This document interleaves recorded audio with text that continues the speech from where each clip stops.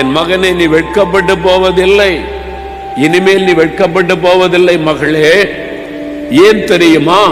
உன்னுடைய வெட்கத்திற்கு பதிலாக ரெண்டத்தனையான பலனை உனக்கு தரப்போகிறேன். உங்க வாழ்க்கையில நடக்க போகிறாரு. வெட்கத்திற்கு பதிலாக ரெண்டத்தனையான பலன் வரும். இன்று என்னை விட்டு விலக மாட்டார், என்னை கைவிட மாட்டார். நான் பயப்பட மாட்டேன். இந்நாள் முழுவதும் என் ஆண்டவர் இயேசு என்னோடு கூட இருந்து என்னை போதித்து நடத்துவார். இதுவரை உன்னை நடத்தின தேவன் இனியும் நடத்தி செல்வார். எபினேசர் அவர்தான்.